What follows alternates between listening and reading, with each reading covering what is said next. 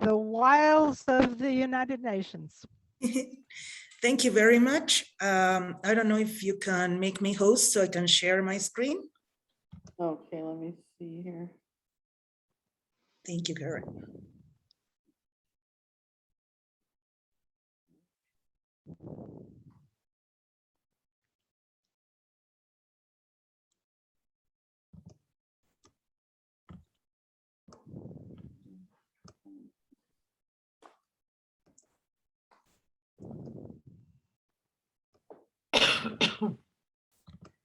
Okay.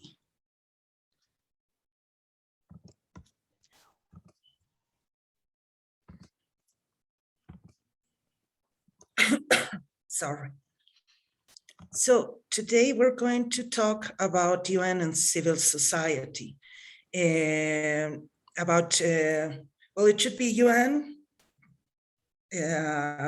civil society, because we are going to analyze what civil society is and the ways it has for participation. So I hope you all remember this graphic from last time. It's the main organs of UN. First, we have the UN General Assembly, which happens in September, at the end of September, in New York, in the headquarters, and that's where all the countries participate, and that's where the big decisions are made. Then we have the UN Secretariat, which is the secretariat that will do the administrative stuff and support the other UN bodies. And that's where the general secretary is, which is Mr. Guterres. Then we have the International Court of Justice, which is in Netherlands, in The Hague. And that's where most of that's where countries, when they are having disputes, they go, and at this International Court of Justice, they would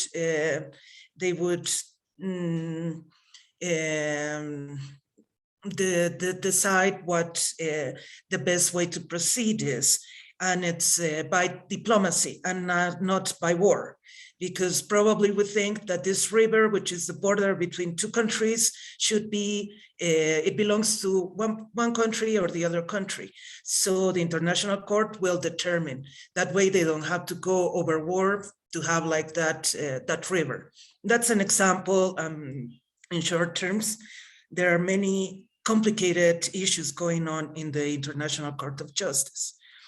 The other one is the UN Security Council that we talked last time, that it has 5 permanent members, and then they have 10 other members that rotate within the regions, and they have the veto power, and they are the ones that should ensure peace for the planet. Not always like that, more complicated than that, but that's the basic idea. Then we have the UN Economical and Social Council. That is a council that deals with sustainable development and other areas where UN can support. And that's where the engagement with civil society happens. Then we have the UN Trustship Council that we said last time, it hasn't worked since 1994. This Trustship Council was in charge of giving independence to those territories that were still under colonization, basically from UK. So, and the last one was Palau in 1994. And since then, this Trustship Council has been inactive because, well, the idea is to end colonization. Not so easy, didn't happen 100%, but having independent countries was a very big and important step to our modern world. Okay, so what do we have under these main 6 organs? We're not going to talk about the International Court of Justice, and just like we mentioned, the Trustship Council is not working anymore. So we have the General Assembly, which has the subsidiary bodies, And here are most of the programs and the funds. And you can see here UNEP, which is the UN Environmental Program, UNFPA, which is the Population Fund, UN Habitat, you have UN Women, you have UNICEF, and so on. Then we have research and training institutes, which we have UNITAR, probably the most important, but that's where most of the personnel or the people that's going to be engaged with United Nations will get trainings. And then there are other entities, like for example, UNAIDS, that helps with a program of HIV and the strategy for disaster reduction and the Office of Project Services. So these are, well, most of us know a lot of these programs or agencies that have offices almost all around the world. And depending on the needs of the country, you don't have all in every country, but you have some, especially in developing countries. Well, then we have that's the big and most important chunk of UN. Because then we have the Security Council, which has subsidiary bodies, but we're not going to get into it because it's a bit complicated. It does not help to what we want to see. Here's the big part, the ECOSOC, the Economic and Social Council, which will support all these programs, and that has it has functional commissions that are going to deal with the specific issues, like the Economic Commission for Africa, Economic Commission for Europe. Here in Latin America, we have ECLAC, which is the Economic Commission for Latin America and the Caribbean, the Economic and Social Commission for Asia and Pacific, and the Economical and Social Commission for Western Africa. These commissions, since UN is so big, these commissions are going to help deal with regional issues. Like, for example, ECLAC was helped to promote what is right now the Escazú Agreement. That's only for the Latin America and the Caribbean region. But the process was under the wing of ECLAC. And so on, every region has their different processes. And well, it has another bodies, and it has specialized agencies. Here we have FAO, which is the Food and Agriculture Organization. We have UNESCO, which is the Educational, Scientific, and Cultural Organization. UNESCO is the one that helps protect many of the natural heritage, the cultural heritage, and so on. So it takes it identifies what are the main points of culture and education in the world and tries to protect them. Then we have the World Health Organization, that we have seen quite the role they had within this pandemic. And then we have the World Bank Group, which the World Bank is who's going to give the money, and a number of other agencies under the World Bank Group. Which is, well, we have UNIDO here, which is the Industrial Development Organization, the World Tourist Organization, and so on. Later you can see it with more detail as soon as you have the PowerPoint. And then the Secretariat, and then now we have the Secretariat that will also help with the regional commissions, and it has departments and offices of its own. So the most important is the Office of the United High Commissioners on Human Rights, the OHCHR, because that's where human rights issues are dealt as, and it's in Geneva. So there is an evaluation of an assessment of human rights of every country periodically. They choose like 5 countries and they evaluate how they're doing on human rights. And that's kind of like their main role, is to kind of like see if the governments are supporting and ensuring human rights or not.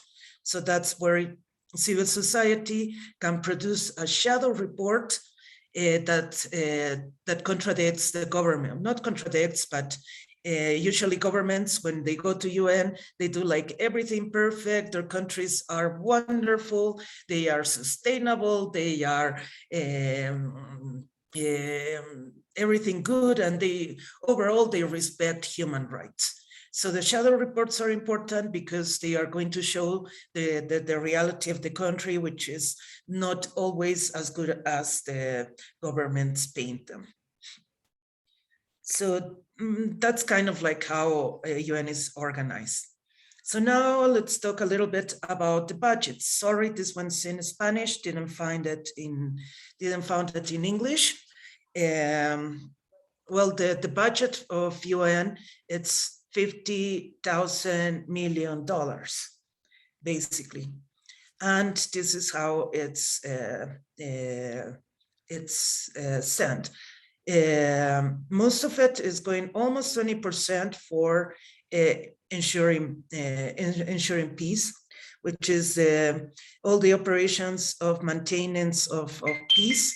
The department, many of you have heard of the Blue Helmets. So they are like in Congo and other places where there's a lot of conflict and possible civil wars. But there are a lot of scandals around this also. We're not going to get into that, but that's important to know because it's where most of the budget is going. Second is the secretariat, all the operations related to UN, which are more administrative, salaries and so on. It's 11%. Then we have UNICEF. UNICEF also has 11%. It's one of the biggest and strongest of the agencies. The World Program of Food, it's also one of the biggest. The other one is the United Nations Developing Program, UNDP, with almost 10%. Then we have the High Commissioner of United Nations for Refugees with 7%. This is the World Health Organization, which has 5% of the budget.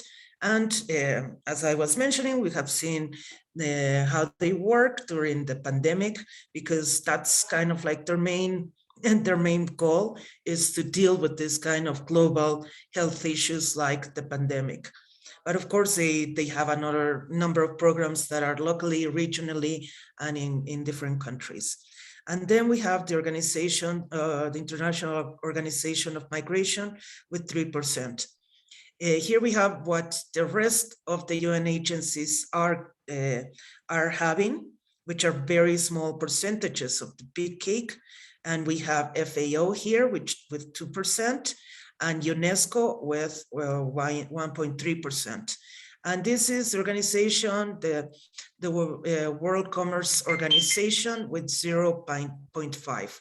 And then the other ones like UNEP, for example, United Nations Environmental Program is in this black thing. UN Women is in these black boxes, and so on, because their budgets are really small compared to these ones. So now how UN divides the world. These are kind of like the 7 regions. We have North America, South America, Eastern Europe, Western Europe, Africa, Asia, and Ocean Pacific. But you are going to see that these 3 are in yellow, and that's because those are the developing countries or the first the global north countries.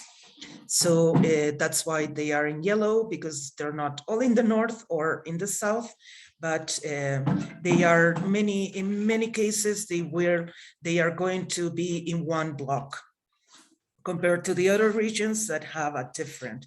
This is to ensure participation from all the globe.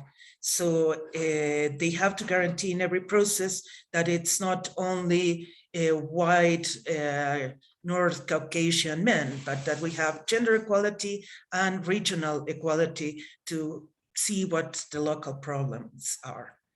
And then if we have many stakeholders, we can also, UN keeps on dividing in subregions. Sorry, this image is not the best one, but these are some of the subregions like North America, Central America, South America, Eastern Europe, Central Asia, and Africa is divided in 5. Asia is divided in Central, Western, South, and Eastern.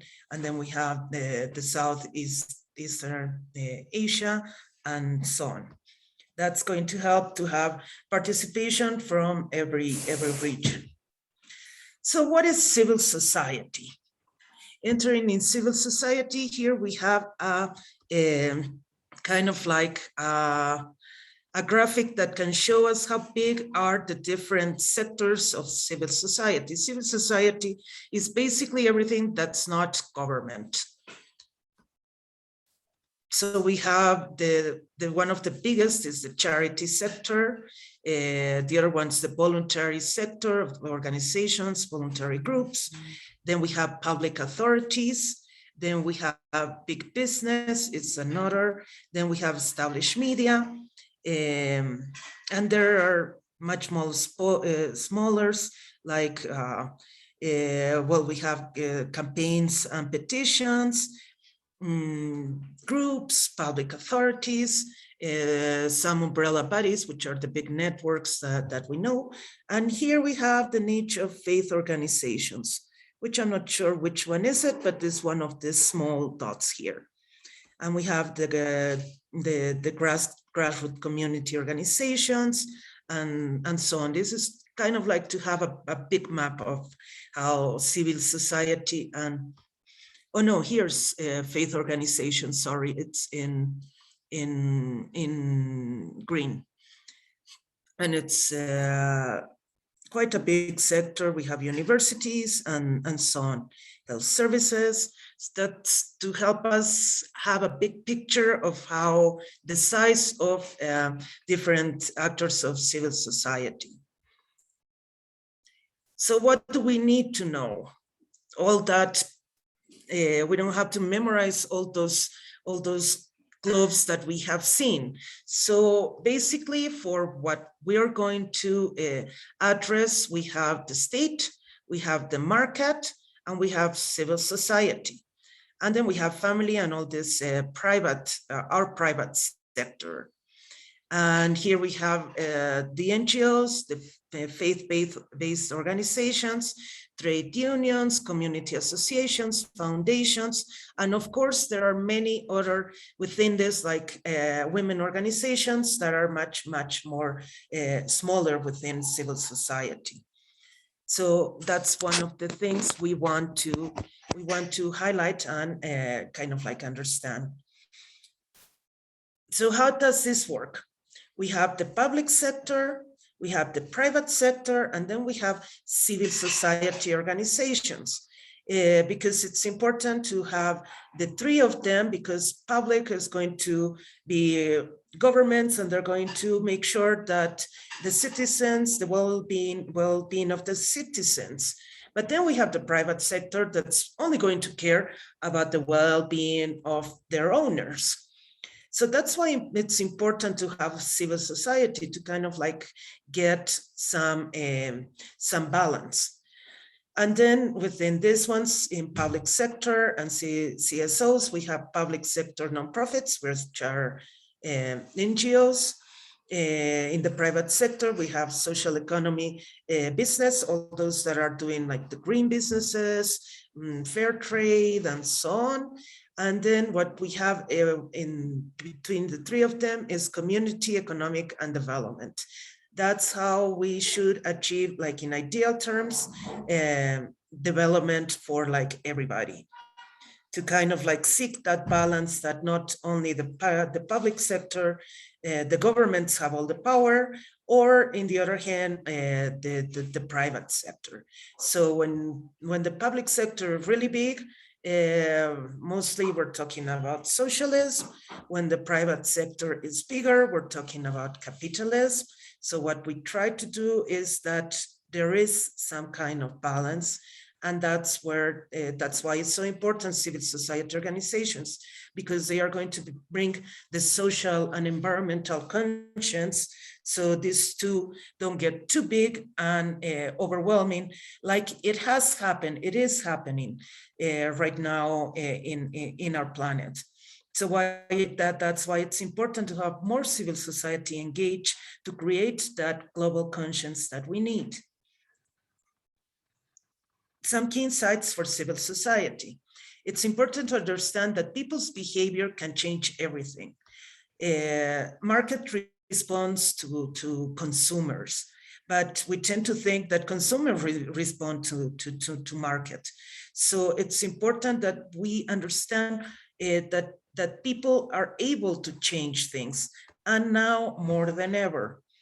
So the other thing is ongoing transformation. Right now, because of digitalization, people have more power. The fact that we can be connected right now, that the fact that we can share information, the fact that we can talk with anywhere in the world with only one button. The other thing is the vulnerability of the complex global system. We've seen how UN is so big, but at the same time it's vulnerable, because if any country wants to enter into war, they will enter into war, for example. And there are a number of issues that are very local or are very conflict, especially political conflicts, where UN can do very little or nothing at all. Like the conflicts we had a few years ago here in Bolivia, but that generates a vulnerability of the global system, because like a couple of years, Bolivia was having troubles, political outset. Chile was in political outrage that led right now to the new constitution. Peru had three presidents renounced, and so on. So all the region was starting to shake. And that's where the vulnerability of these complex systems can be shared. Please give me 2 seconds. I need to do something here and I'll be back. Thank you.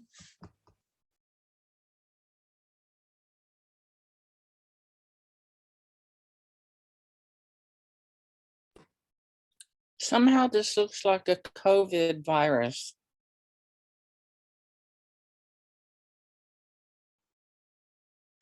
Yes. Yes, it looks like. I thought that myself. Yeah.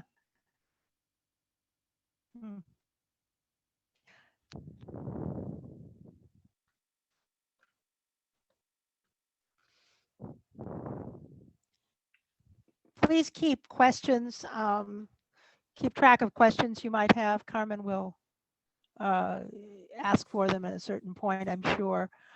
Also, I'm going to ask her to send some of these visuals around for us so that we can see them afterwards as well. Carmen, ¿estás online?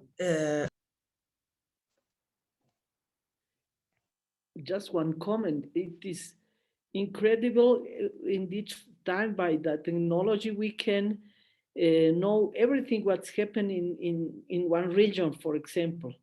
And this gives us a power. I think that, yes, this definitely power is information. Okay, Carmen is online. Hello, thank you. And I'm really sorry I had to, this was kind of like urgent. In a few slides more, I'm going to give a little space so we can ask some questions, but let's continue with this part, because it's important to see what civil society can do and the power that it's within, that most of the time we don't realize. So, and it's important especially to empower in many cases. So that's the other thing that civil society can do at advocacy, fighting in disinformation and being able to influence a number of leaders or local authorities of different public spaces. The other thing is collaborative leadership.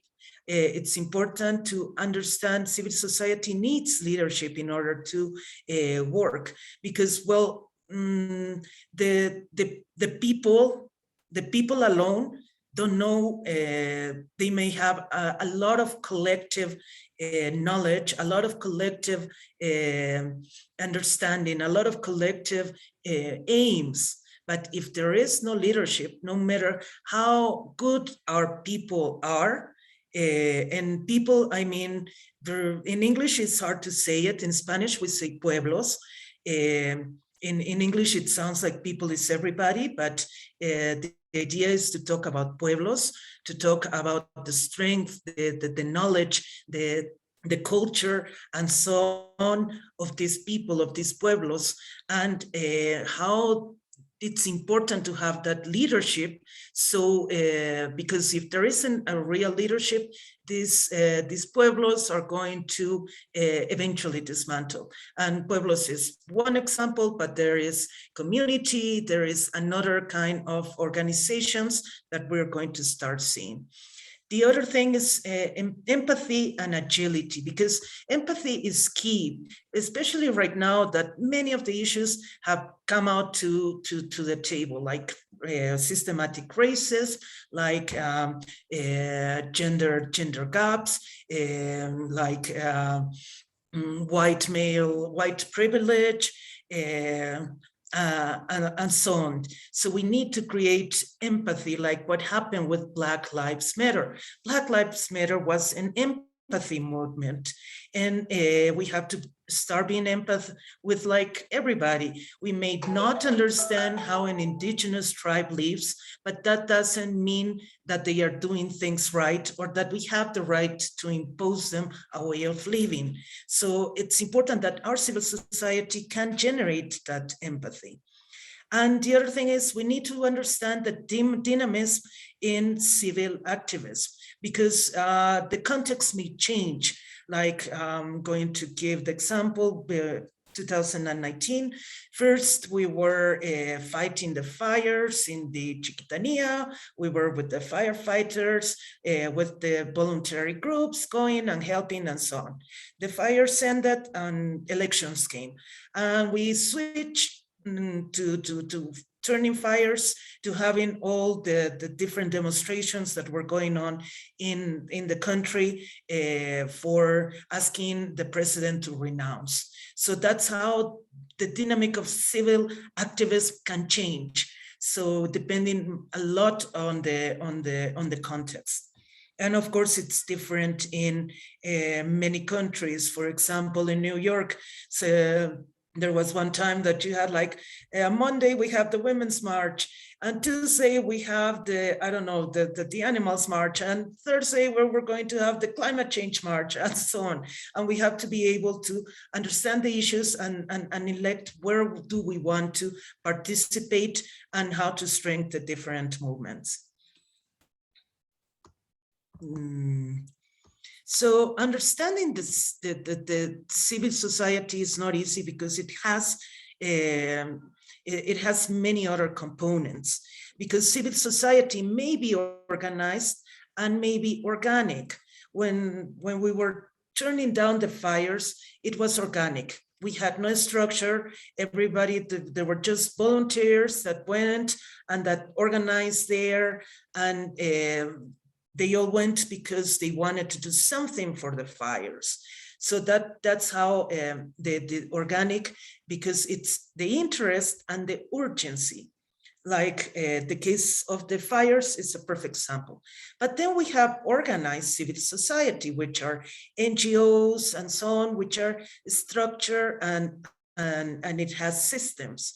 Many of these NGOs, they have networks and so on, and they have agendas, and they have planification, yearly planification, where they can they are going to keep on working for a specific goal.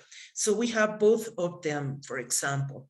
And then we have other aspects that we have to consider, like governance and leadership. Does our governments allow us to participate in decision making or not? Where are the leaders? I was talking a minute ago about the leaders of the people. So it's important that the governance, it's not only taken as something that's going to happen in the central government, but that needs to include the people. There are interventions, scalability, replicability. For example, an NGO has had a good program on I don't know, peace building, or a good capacity building program, then that it worked for Latin America, but we can do the same in Africa, let's say. So those kind of good practices should be repeated, and they shouldn't be an asset for the NGOs. That's why they are non-profits, because when we're talking about private sector, when you develop, let's say, a capacity building program, it has a cost. So if you wanted to introduce them in Africa, then you're going to have to pay the company to do the same in Africa. So civil society is important to understand this, because as much development we can achieve, and it's more replicable, and we can do it in many places, then we are strengthening our civil society. And of course, then we have the legal and regulatory policies.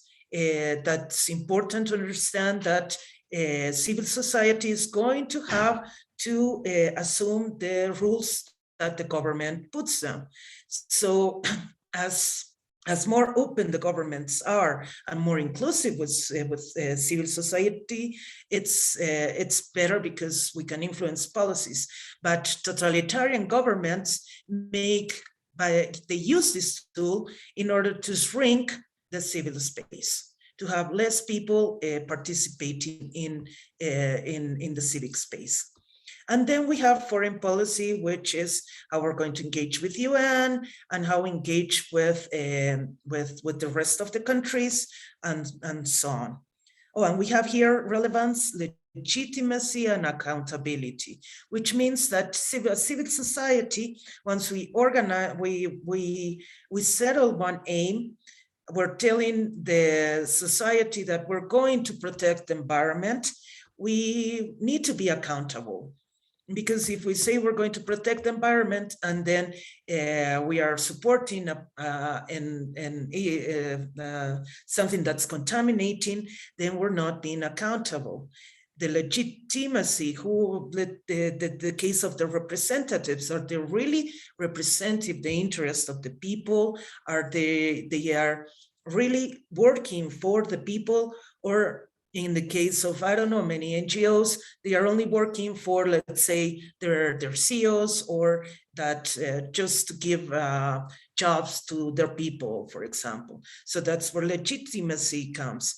And relevance, it's important to understand that civil society is going to cover those niches that the central government cannot fill, those places where the government cannot intervene. So it's important to see the relevance. We need NGOs that work on environmental issues, because most governments do nothing.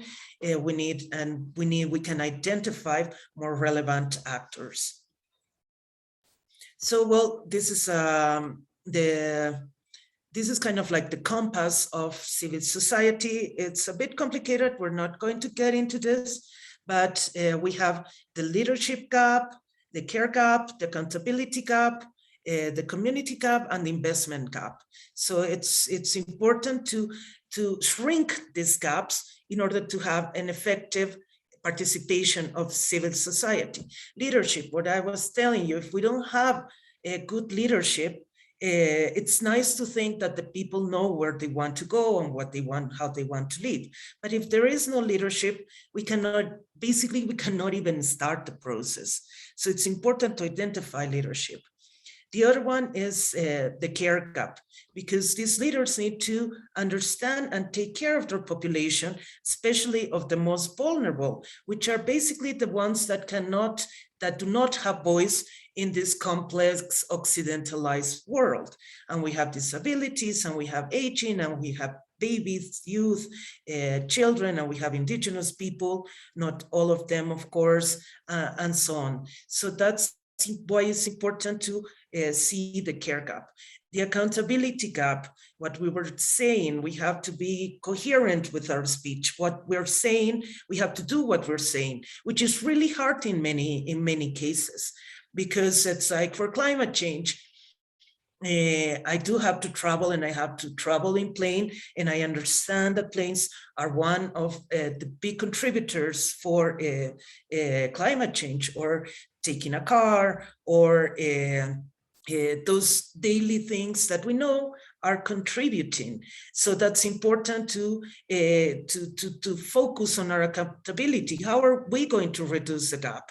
For example, I do eat meat, but I have reduced my intake to 5 kilos a year, or at least that's my aim, to kind of like be a little bit more coherent with the speech. So, and if I take planes, then I also organize and participate from reforestation campaigns, or I turn down fires in the forest, and so on, to try to reduce this accountability gap, because it's finding the coherence is not always that easy, but we have means to kind of like get there.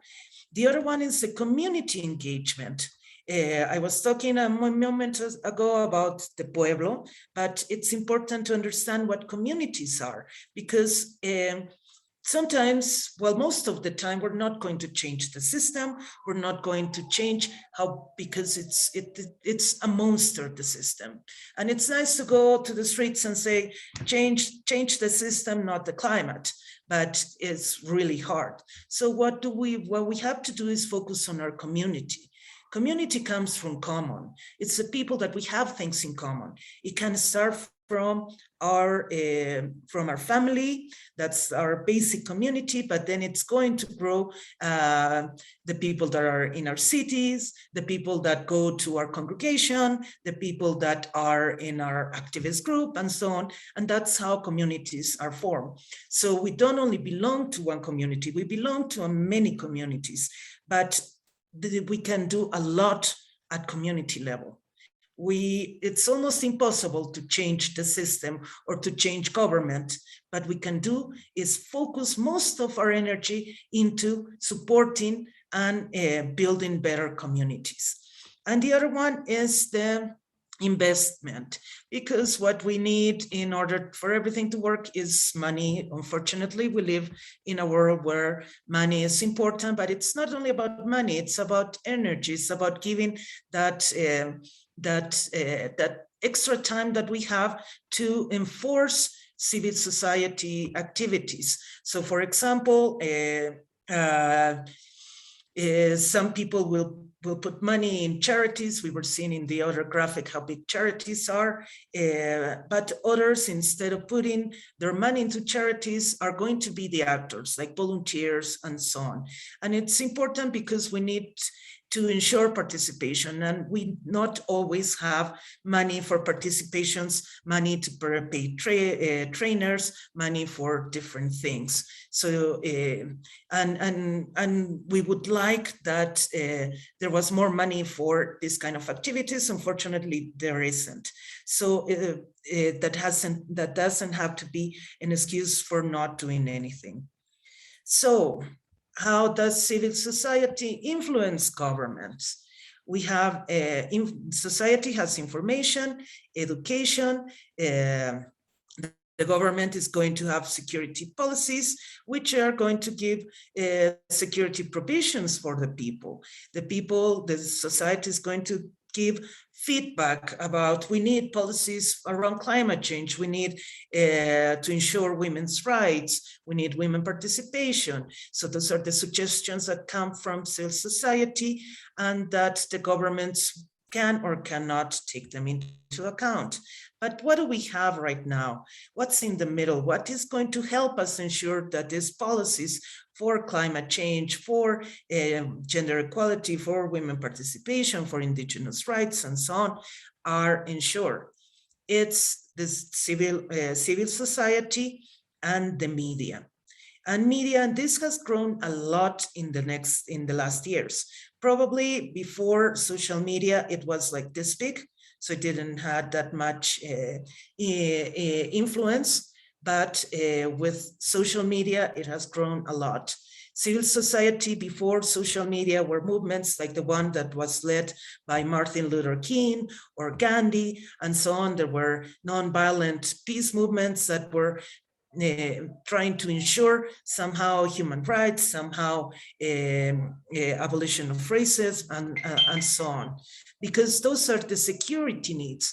If you are a person of color, for example, how can, if in a system that has privileges toward white people, then how can the government ensure your security needs? And that happens, it happens the same with indigenous people, it happens the same with women, it happens the same with LGBTs, it happens the same with youth and children. So what, because we need to guarantee basic needs. So our needs have to be secure. And now we have more tools to have our security demand be heard and be changed. Hope that has been, that's clear. I don't know if anyone has any questions.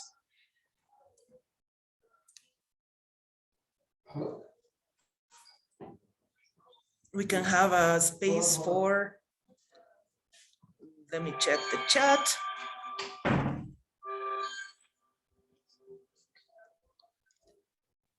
Okay, in the chat we have 2 participations.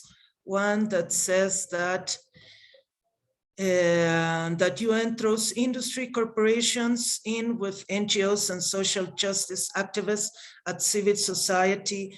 Capitalist isn't civil in the list. That's totally right, and we're going to get into it. A dear longtime friend of mine from anti-nuclear work, Susie Snyder, called SecGen Kofi Annan's sucking up corporations to keep the UN founded. Yes, Kofi's big mistake. Yet she knew there was really no choice. Government, especially US, lagged in their dues. That is totally true, because finance is a big part and a big problem of UN participation. But we have been talking about civil society as in theory. Of course, in practice, it's more complex and it has many other things depending on specific cases. But this is how civil society acts in theory, or could act in theory. Helen. Oh, yes, say, Carol, tell me. Just quickly, I've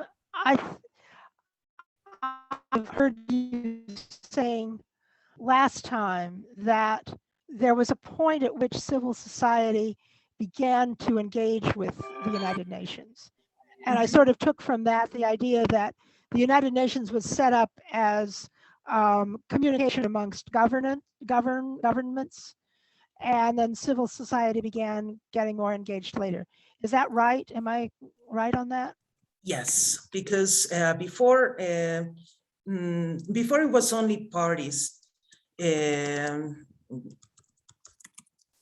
There is the first effort to engage the United Nations. Civil society was the building of the church center that we talked last night. Okay. That was like still stakeholders couldn't participate from the negotiations, but at least they were close enough to see what was happening, to see to approach to representatives, and at least there was that space, and civil society had an eye. That's why the church center has the vitral, the window, which is called the Eye of God, where civil society is watching UN and their actions, because there wasn't any enforcement around civil societies. There was only governments taking decisions for governments. They didn't want any group of women or indigenous people or so on to to influence decision makers. Hello, my name is Rika Lamar. I'm from India, and I would Hello. like to ask one question. So, what is the criteria, for a civil society to be a member of the UN? What is the criteria that they look for when they decide? Right now, we're going to start talking about UN. We haven't about the engagement directly to UN. We still Okay. haven't gotten into it, but yeah, we're going to speak a little bit about it because it's a bit more complex. Thank you. Yeah, I have a comment here that's related to the previous conversation.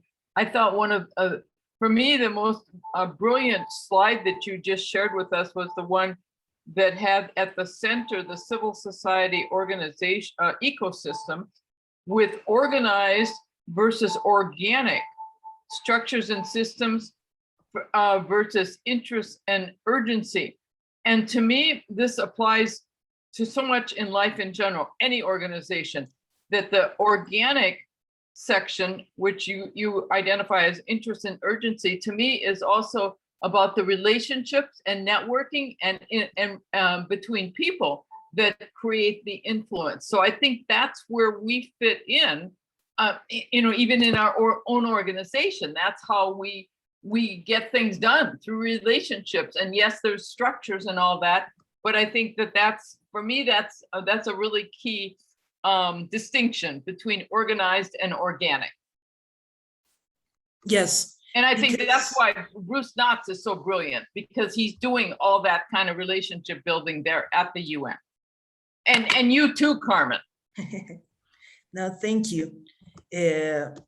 Because yes, it is important to notice, for example, that in the 60s, when Martin Luther King was one of the most important figures for against racism, it is outrageous how racism is still an issue. But there is one moment that I seen it in video, I don't have the pictures, where Martin Luther King walks to UN. And it's overwhelming because he's taking all this message and he's going to UN, and he was invited to speak with all this power, because nobody was able, not any citizen was able to get into UN at the time. If you were not an authority, if you were not a government, but he was so powerful at the time, and the movement was so powerful that he crossed the street from the UN Church Center to UN, and the people were following him and giving applause and so on, so he could go and give us and talk within UN. So it's important. That's one of the first, and we're talking about the 60s, that we still didn't have that engagement with UN.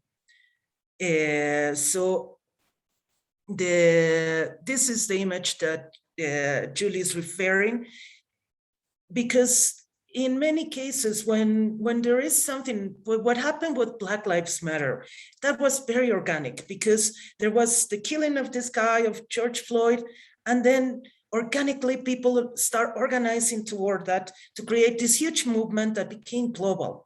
So that's how organic, and there isn't a recipe for organic, it just happens, because you can kill someone and it's not going to represent a big deal, but there is something in specific time that can really change things. So organic is very interesting, because we have to put have our eyes in our society and what's wrong. And once we find something is wrong, actually once our social contract is broken, is where organic starts working. Because we have this social contract with the government. The government has to give us security of our basic needs, and then we are going to be good citizens. But when this social contract is broken, that's when organic starts. We're going to do a movement. We're going to start painting the movement, the statues. We're going to go and paint or burn the buildings and so on. And also that's important to acknowledge that organic, since it doesn't have a very clear goal, and it's basically based in emotions, in that moment emotions sometimes can be really aggressive and can be really violent and harmful. So that's why we try to avoid. That's why when we're organized civil society, we have to start working on these issues, so these issues don't become from like the drop that drops the glass, because that's where you have all these people that's moved by rage. So that's how organic can organize some of the difference that there are. I don't know if there is another question, Olga? One quick question about Martin Luther King, this event that you're describing. Do you have an actual date for that, Carmen? I believe it was 63, but I can look it up.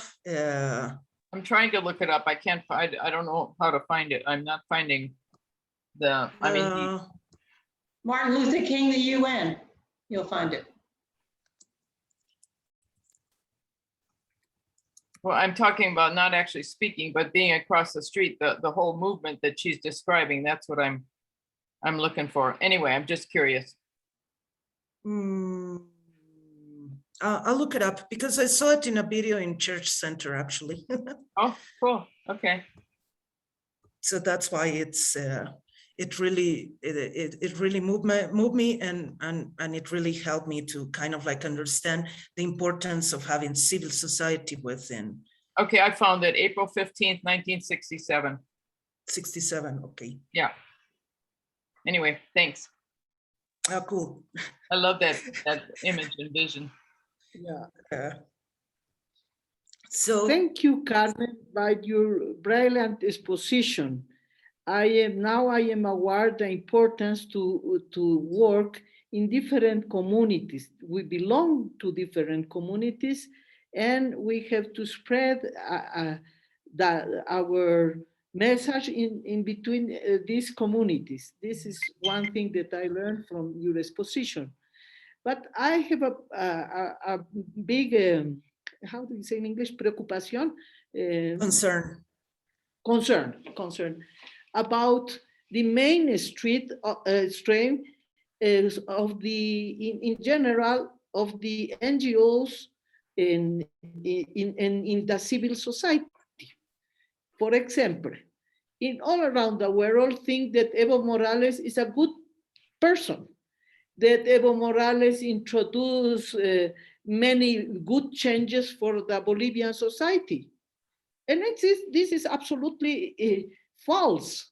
No, but all around the world I travel and people think this. Oh, they think that because I am liberal, they think that I have good opinion about Evo Morales.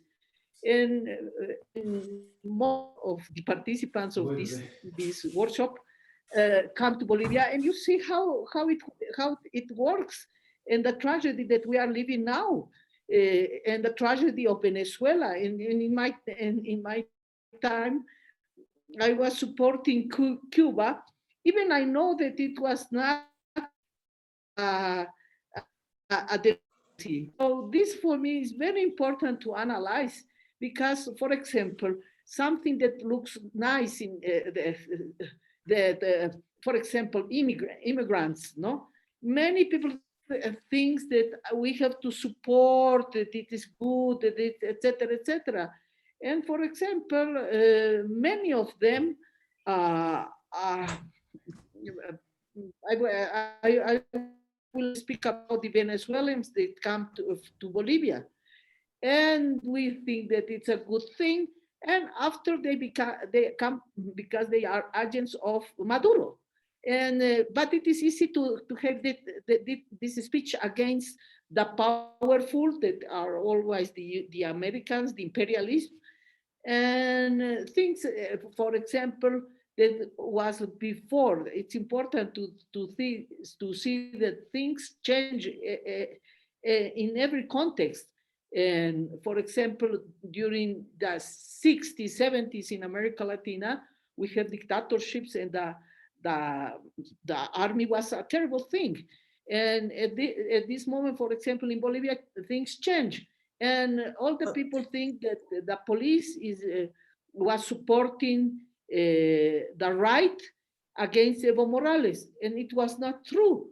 And this is very important because the mainstream, we have to sometimes verify what it is saying. Many people forward one message that it is fake news, that it is false. And I think that we have to preserve among us the what we support, because we have to be responsible about our actions. If I support, let's say, one people that after kills another, it's terrible, no? So this is important to how we develop a criteria for not support speech, but support really principles of justice. Yes, no, I totally agree. That's why it's so important to understand history. Last class was around history and main historical things that happened that were game changers in this in our timeline as a species. But talking about like what's going on with NGOs and with, for example, Evo Morales. When we see this graphic, it's important to understand this graphic because we are seeing that it goes both ways. It's not only that the governments, with the pressure of civil society, they are going to do what we want. It's government with civil society and media can also, especially if we have a totalitarian government, is going to subject civil society with the use of civil society and media. That's this graphic is important to understand that because civil society and media have a crucial role. If it wasn't for media, probably nobody would know who Evo Morales is. So what most totalitarian governments do, the first thing they do is they're going to put their hands on media, and they are going to start controlling media and sharing propaganda. So that's why it's important right now to understand the power that social media has, because then the news is not coming only from one source like before social media. The information is coming from many sources, and of course many of them it needs a fact check, but also anybody can spread messages. So right now, for example, there is a big fight between pro-vaccines and anti-vaccines, which is outrageous, but that's what's happening right now in the internet.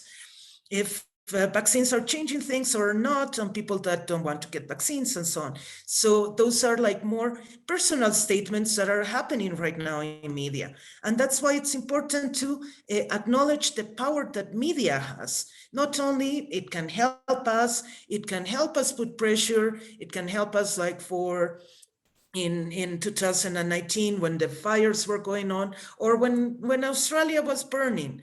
Those images of the koalas burning sensibilized the whole planet. So that was really powerful images. And governments also know this. That's why they get a grip on media and on civil society, because civil society, we have seen that it's a huge monster. It's not only that they are all responding to one thing, they are only representing everything that's not the government. And many of them can support the government. So and many of them have agendas and ideologies that we have to understand, and that we, in order to know how to move. So we're going to continue, and we're going to start talking about civil society within UN. that this is not, it has not been an easy process. It's quite recently compared to how long UN has been. UN has 75 years, and only, I would say, like probably the last 25 years, we have a really big engagement of civil society. And how does that happen?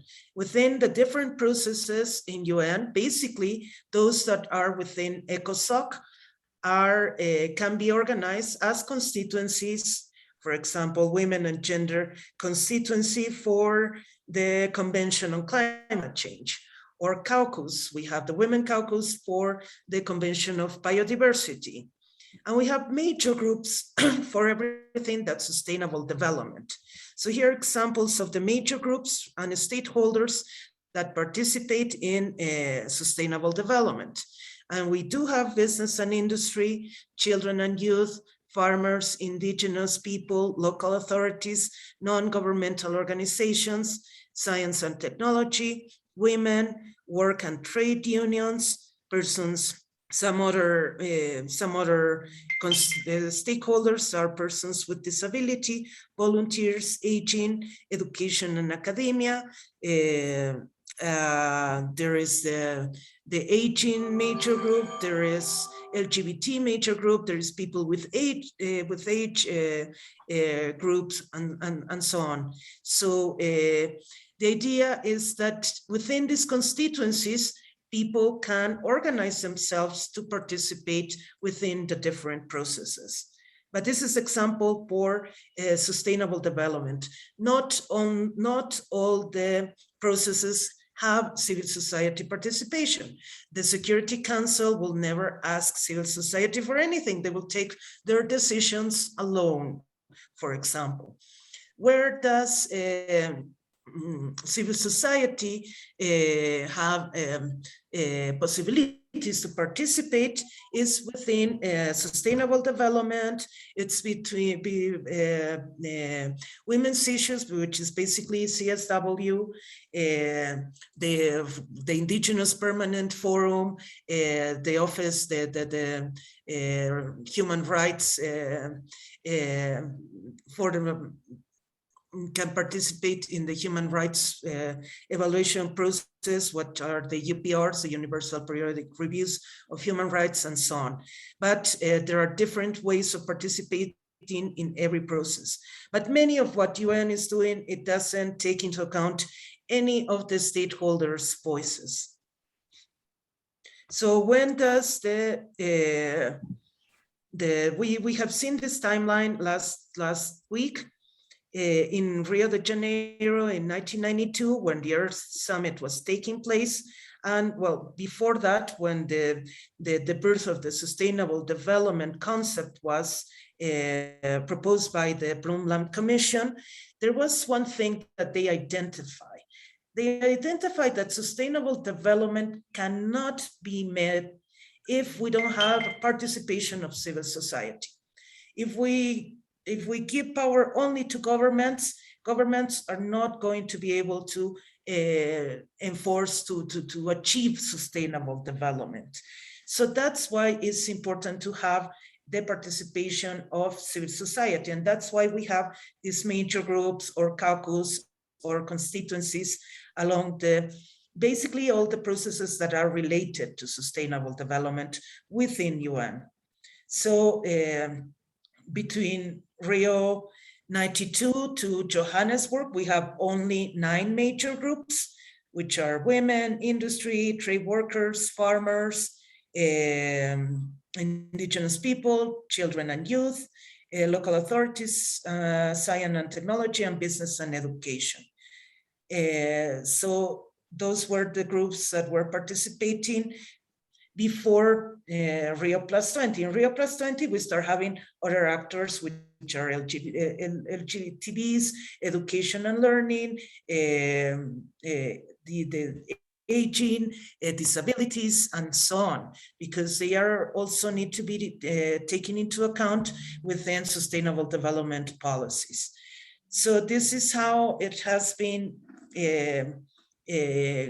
going on. So before the 90s, United Nations wouldn't listen to anybody from civil society, besides, well, probably one that has really power movement, people's power, like Martin Luther King. And I'm not sure who else of those representatives was able to go to UN. But before the 90s, nothing.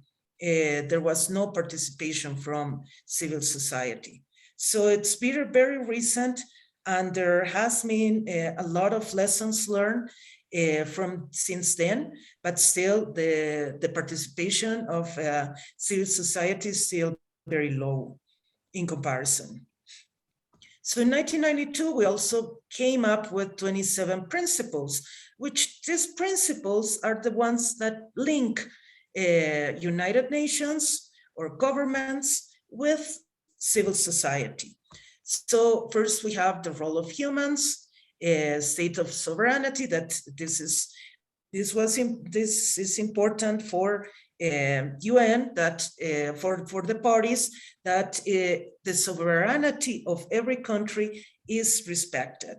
So UN can, that's why UN has so much trouble in enforcing policies and so on. And that's why many of the UN things that are good are voluntary, because it depends a lot of state sovereignty. So states until this stage, they could mandate whatever they want in the country. So then we have the right to development, and then we have environmental in the development process, the eradication of poverty, the priority for the least development, the state of cooperation to protect the ecosystem, the reduction of unsustainable patterns of production and consumption. Already in 92, we were talking about that. Until now, still a huge environmental problem. Capacity building for sustainable development, public participation. And here we start speaking about public participation. Okay, we have a state sovereignty, but then we have to ensure that the public is able to participate in decision making and taking. That's Principle 10, which right now is the ESCASO agreement, which guarantees access rights, access to information, access to participation, and access to justice. So are three key issues that the states, besides, okay, we respect our sovereignty, but you guarantee the public to have access. So it's a very important turning point at this stage with the Declaration of Principles. So then we have national environmental legislation, support an open international economic system, compensation for victims of pollution and environmental damage. I don't think that has ever happened, but it's still one of the principles that polluters should pay for their pollutions. State cooperation to prevent environmental dumping. The precautionary principle, which is important, that if something's going to damage something, we better not do it. Internalization of the environmental cost is also we have not achieved. The environmental impact assessments, how big projects are going to impact the communities and the environment, the notification of natural disasters, prior and timely notifications. Then we have in 20 that women have a vital role. In Principle 20, we start talking about the participation of women within development. Why is women so important for development? And we talked a little bit about this last time, because women until the 90s, there was a huge gender gap. Even today, we still face a huge gender gap.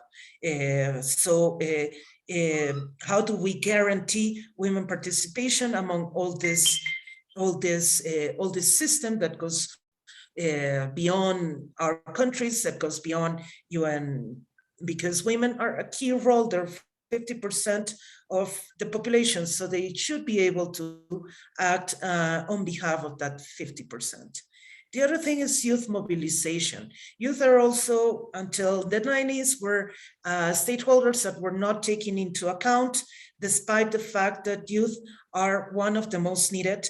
And when we saw the budget, we have seen how much money is going for UNICEF, because in order to try to take care of the children in the world, which is our most valuable asset. If we don't take care of the children now, then the future is not going to look very promising. So that's also why it's important to include youth in this scheme. The other one is indigenous people have a vital role, and also people under oppression. And this starts speaking about totalitarian governments, because people need to have a voice. And if they cannot speak within their countries because of state sovereignty, there is a principle that will allow them to be able to reach to UN spaces where they can express their problems.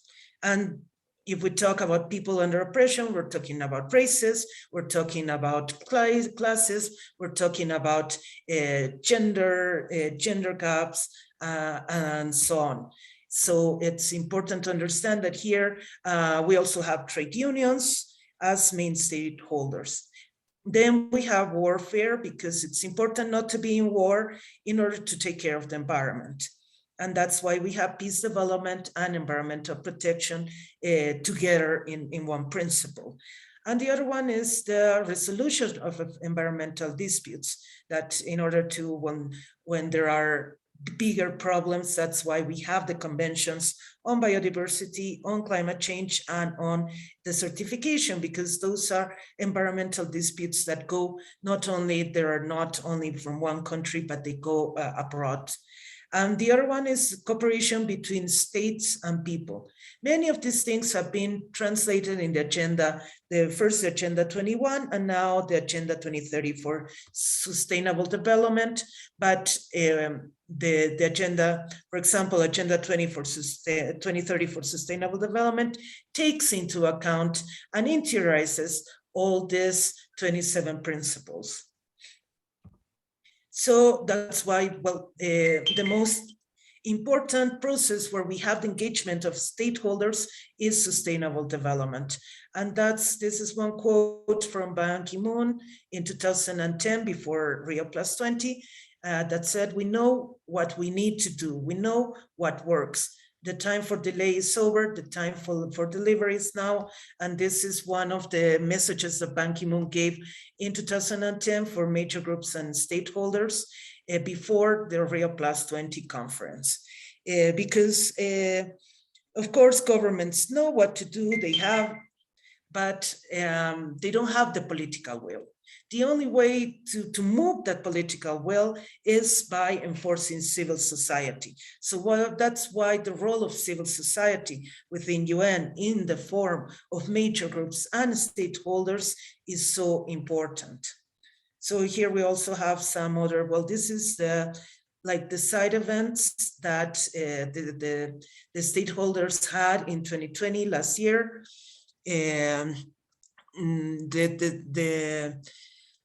Because these side events are parallel to the negotiations that are going into UN.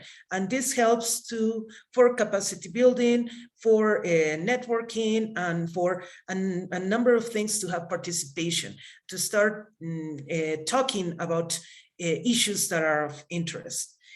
So these are some of the major groups, as we mentioned: women, children and youth, indigenous people, NGOs, workers and trade unions, business and industry, farmers, persons with disability, education and academia, volunteers, the civil society finance for development group, LGBTs, Together 2030, which is an alliance of a number of NGOs that are working and to achieve Agenda 2030, and aging and persons with disabilities, another there are two groups. One is aging and the other one's persons with disabilities. So that's how they participate. And one example is the side events that are important to have a presence, because also representatives from countries are going to be invited to hear what women or children have to say within these events. So what's the role of civil society within UN? Civil society and stakeholders support the conference objectives, key to success for the conference, for sustainable development, actually. And how do we contribute in and participate in these processes? Basically the preparatory processes, because there are pre-conferences, they are regional consultations that are organized by UNDESA. UNDESA is the office that guarantees participation of civil society. And there are a number of resolutions, for example, from UNEP or other UN agencies. These consultations are important that we take into account and that we answer, because they're telling, do we need a policy on climate change? Of course we need, but this has to be done by a consultation. So they were going to say 3 million have answered our consultation, and they say that we need a policy on climate change. So that's how consultations work. There are spaces for written input, so we're always drafting these position papers that they can be from a specific NGO or for a bigger cluster or from a major group, where we are going to put our demands or our suggestions. And then by the major groups, we're going to be able to put these inputs within any resolution that UN has within environment and sustainable development, basically.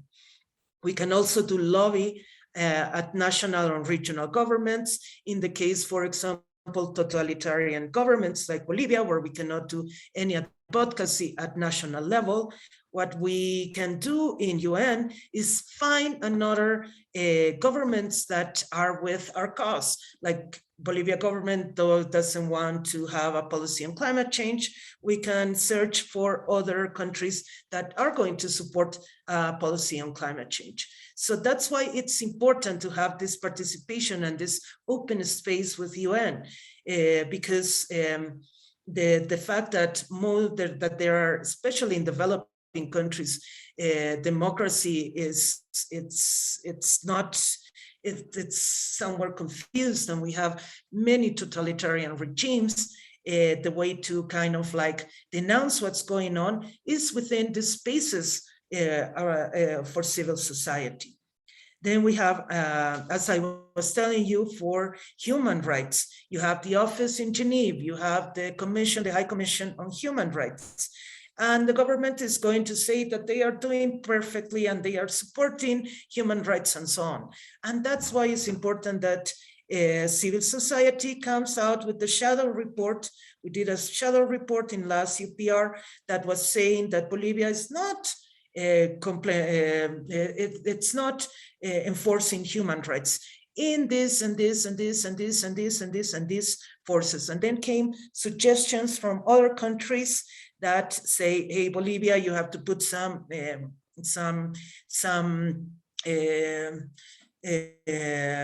you have to take care a little bit more of human rights, because looks like you're not doing so good on human rights. So that's why it's also important to have these spaces to lobby with national and regional governments, other national actors, the role for national committees that may be partnering with different major groups. The other thing is raising awareness among general public. If we have, for example, in the Paris Agreement includes nuclear power. So it's civil society, we did a number of actions to raise awareness. Okay, we're going to have a Paris Agreement on climate change, but it's going to include nuclear energy, and we don't want that. But unfortunately, we were not strong enough to take that piece out. So it does include nuclear energy. but it works for raising awareness. There are other issues that have been able to shape within with the support of the general public.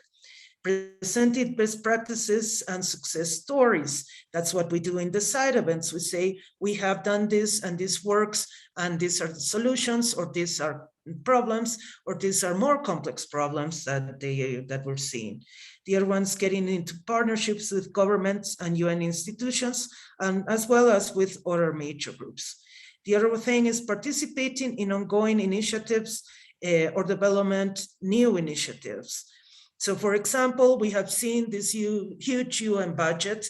And the thing is that, of course, we say, oh, but in the case of, and also this goes to the question or the comment around how much money, well, UN has a moderate amount of money if we see global budgets, but that's why UN wants private sector and gives a special place to private sector because they need money. And right now we have an initiative to ask for countries to give 1% of their GDP for environmental conservation. That way we cannot, we don't depend so much on private companies, and we are not dealing with, we're not breaking sovereignty, but we're asking governments to ensure 1% of their GDP for environmental actions, which it's good to involve the country into taking care of their own ecosystems, let's say, or their species, or whatever they have within the country. That way they don't have to be asking private sector or UN agency or whoever to give money for these activities. So it's one of the initiatives that we have started. We're going to see how it develops and so on. The other thing is participate in events itself from major groups and stakeholders. These events will help us to be in more context, to know more about the context, because many of these side events are focused on giving the context to civil society.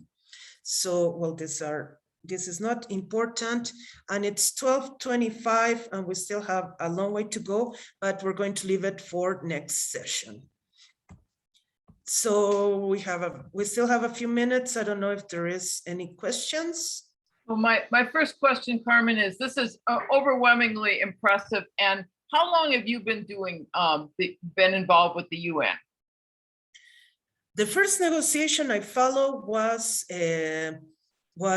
Johannesburg, which was Rio +20, 2002, with Teresa. Actually, Teresa wrote a book about it, and I helped her.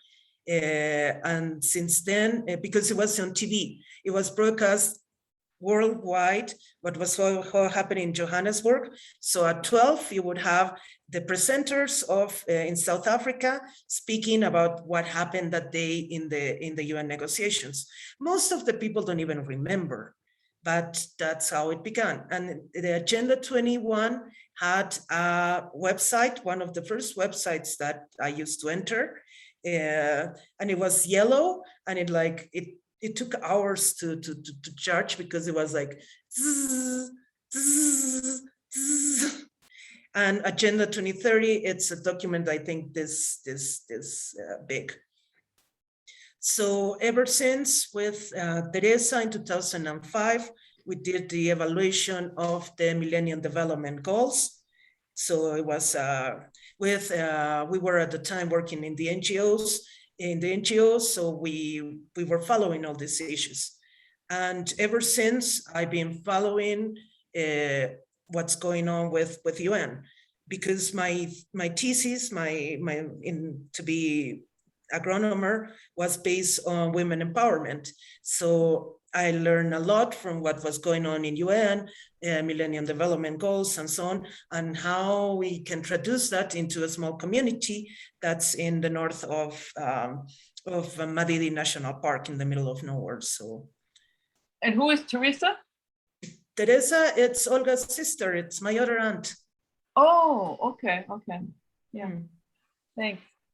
And the other thing is my mom, when she was working for the government, she was also very engaged with many of the processes involving biodiversity. So yeah, from her I learned the delegate, because she was a delegate. She would go to a negotiation representing the country. So yeah, I learned a lot from her also. Yeah, so that's 20 years, because I'm impressed with not only the slides that you presented us, but the backstories, the elaboration that you're able to give on so many of the points. So clearly it's deep engagement and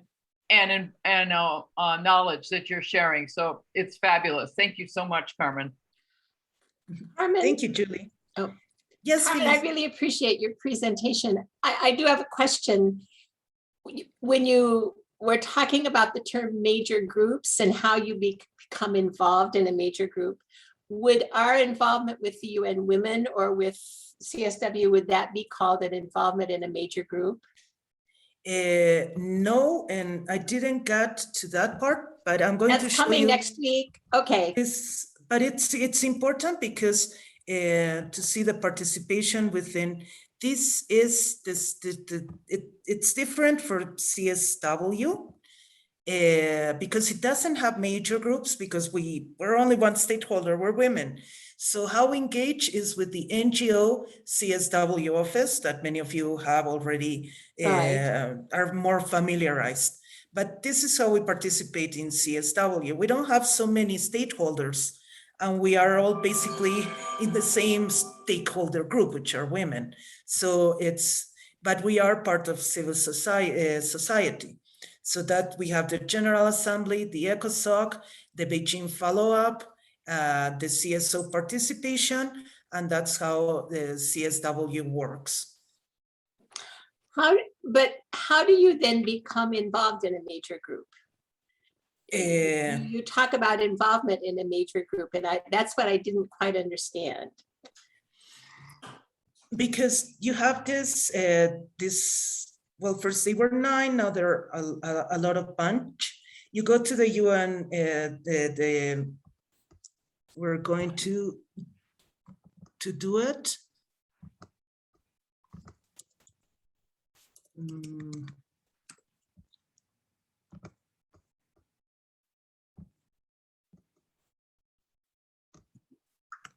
So this is the webpage of, this is for sustainable development. Mm-hmm. Oh, please charge. No se ve nada. Yeah, no, it's charging.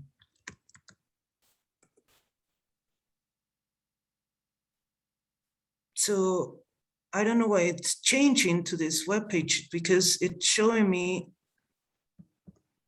It's because changing the page in Spanish, I think. No, well, I think they must be updating the webpage. But when you go to sustainable development, actually the Department of Economic and Social Affairs, it's the sustainable development, you have a tab which says engage. So you have a tier stakeholders engagement. And in United Nations, in almost all the processes that are open for civil society, you have a tab where it says stakeholders engagement. And that's where they tell you how to engage, if they have major groups, if they don't have major groups, how it works. And here are the major groups and other stakeholders. And you go to the tabs until you get to the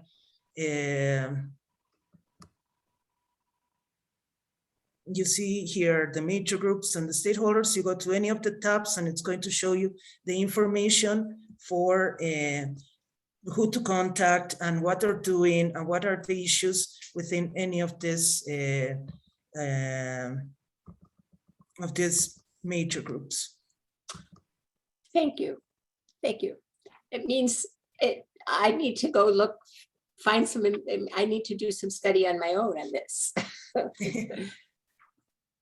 No, well, basically the major groups, for example, I started in the children and youth major group actually in the 2000s. But when it was Rio plus 20, I was already over 30, so I couldn't be anymore in the children and youth. So that's why I engaged with the women, with the women's major group. And I wrote to the women's major group. I had a number of colleagues that were part of it. And because major groups, they have focal points. So this one is for sustainable development, but let me show you for the UN Environmental Assembly.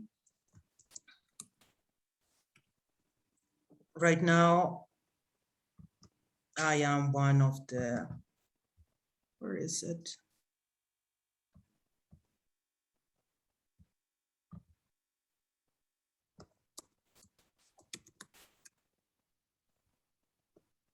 So every process is different, and every process is different the way that we are going to be able to engage, because there are processes that have many more actors and many constituencies or caucuses, and there are others that are that have fewer, like CSW. We only have we have the parties that are sending the representatives for CSW, that are the representatives of the government, and then we have civil society, which is NGO CSW. Right. So that's much easier. But in sustainable development, we have much more other actors. And then we have other processes like climate change, which also has a number of constituencies, for example, and biodiversity and so on. But we're going to try to cover all that and to identify what are the processes we want to be involved and in what kind of what kind of participation do we want to have. Because yeah, I was in the women's major group, but eventually I went to the NGO major group. So I've been working for the last 3 or 4 years in the NGO major group for sustainable development. But I'm involved in a number of processes. Mhm. Thank you. Thank you, Carmen. Thank you, Carmen. There's a lot more to learn, a lot more to go through, and we will do that next week. This has been recorded, and the recording will be available to you and to others. Any last words, any last short questions or anything like that? Again, thank you, Carmen. This is so rich and exciting. Thank you, Carmen. A joy to be Yeah. with. Carmen. Thank you. Actually, See that's you. why we have a number of sessions, because we cannot cover all this in only one session. right. So Yeah, it's thank you right. for your time. Do Yeah. that now. Oh, it's All great. right. See you next week. All of you. Okay. Take care. Thank you, Okay. everyone. See you all Bye-bye. next week. See you. Bye-bye. Bye-bye. Bye. Bye-bye.